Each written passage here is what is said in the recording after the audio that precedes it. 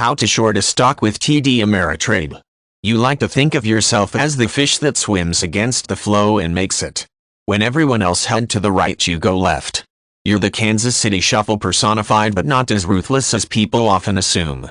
If you happen to be a stock market player, you're probably short selling right now. Short selling requires just as much research and analysis as going long. Short sellers need to pick a stock which is overvalued, meaning that the price of that stock doesn't accurately reflect the financial strength of the company.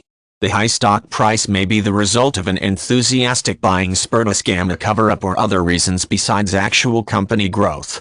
In this situation, it's only a matter of time before the stock price drops. Another option for short sellers is to choose a high-price stock of a big company that's on the verge of tanking. Examples of these are the stocks of Northern Rock and Bear Stearns. From a stock price of £12, Northern Rock dropped to £2 in just 7 months.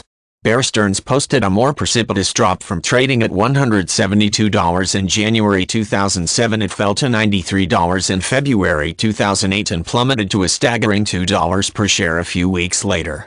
As crestfallen shareholders scrambled to salvage whatever was left of their investment, short sellers were raking in profits. For obvious reasons, short sellers aren't exactly the most beloved people in the market.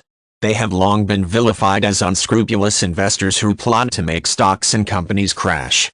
When stock prices go on a free fall, short sellers are one of the automatic villains. Although some traders do engage in unethical practices, it's not fair to lay the blame entirely on short selling, since a lot of factors at play cause stocks to drop in value. In fact, short selling plays an important role in balancing out the stock market.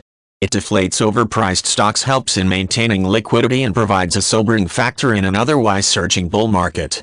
An economy can overheat if it grows too fast, and this will result in a much more painful downfall.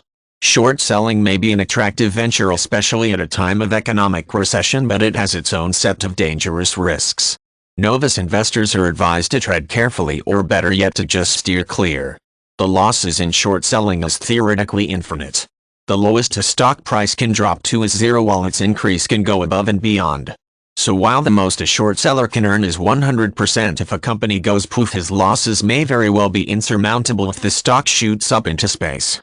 Another concern is when a stock has too many shares held short.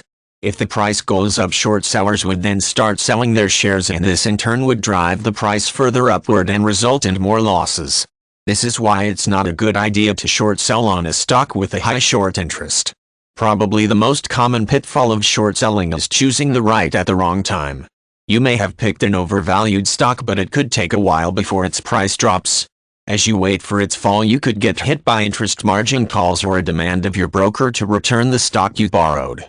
Short selling is another investing strategy you can add to your portfolio. Just like any other investment, though, it has its own set of benefits and risks that you have to consider. If you'd like to be a fish that swims against the flow, just make sure that you can stand the current.